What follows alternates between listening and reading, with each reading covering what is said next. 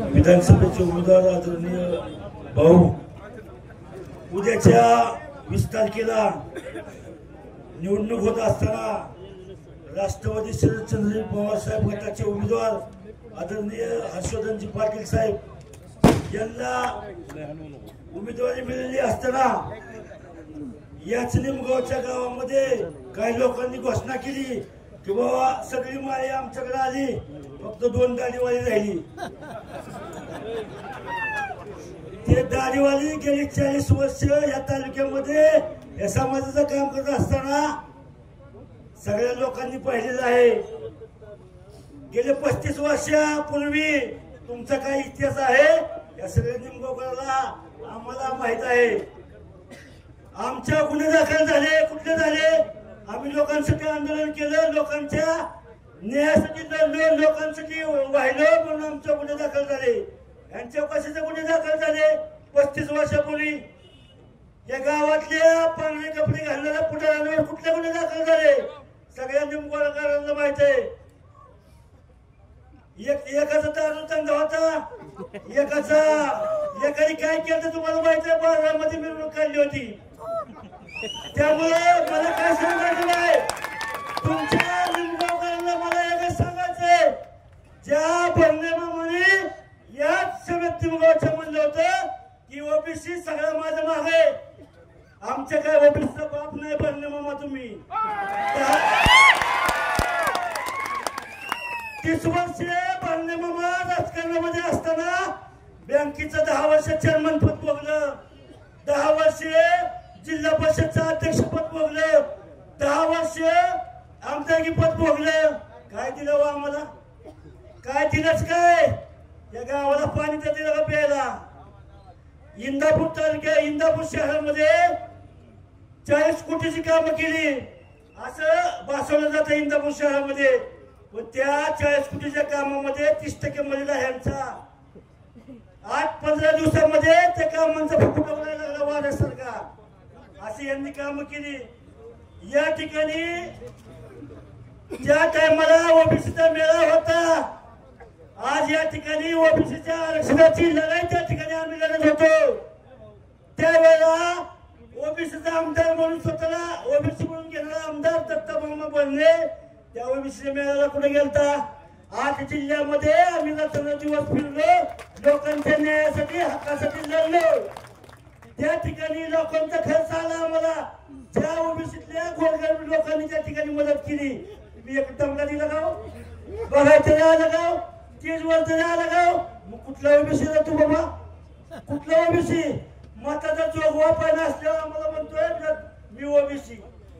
या निमगावकराला मला एकच सांगणे, ज्या वेळेला 30 वर्षामध्ये हा भरणेमामा सगळ्या बाजूची पदं भोगत असताना या निमगाव मधल्या गावातल्या माळी समाजातल्या लोकांवर किती लोकांवर अत्याचार झाले? या ठिकाणी सुवर्ण पतसंस्था 2 कोटीचा फ्रॉड झाला, त्या ठिकाणी माळी समाजाच्या 2 मुलांनी आत्महत्या केली।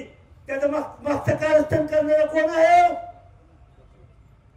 या ठिकाणी नंदकुमार गोटे, सागरवाला पुणे, किरण हवेली या लोकांनी आत्महत्या केली। त्यांच्या नावावर 25-25 लाख रुपये घेतलं पतसंस्थेमधून। कुणी घेतलं?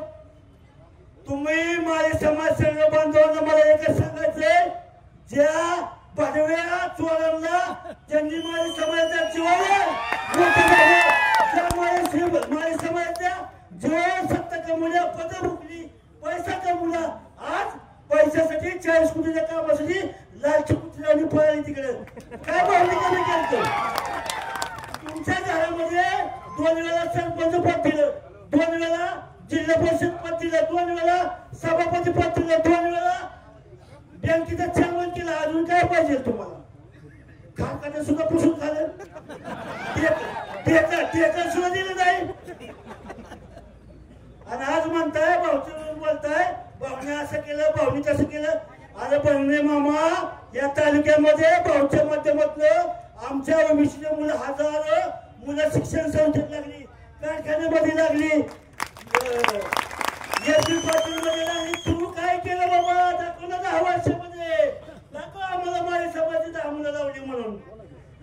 अहो, या महाराष्ट्रामध्ये बर्ने मामाचे महाराष्ट्रामध्ये पेट्रोल पंप किती आहेत माहिती आहे तुम्हाला? 300.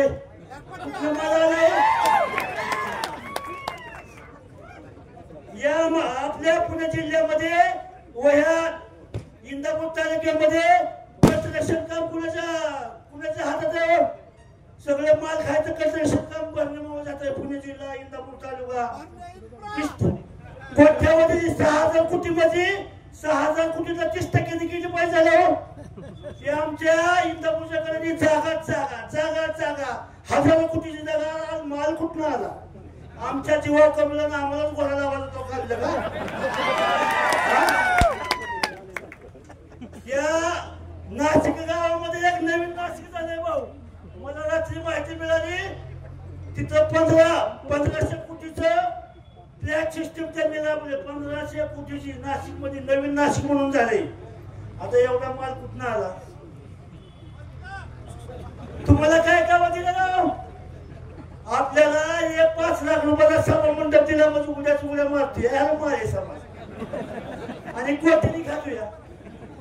त्यामुळे उद्याची ही माळी समाजाची अस्तित्वाची लढाई आहे. गेली 40 वर्ष तुमच्या सेवेसाठी रात्रंदिवस हजर राहिलेला हा कार्यकर्ता आहे.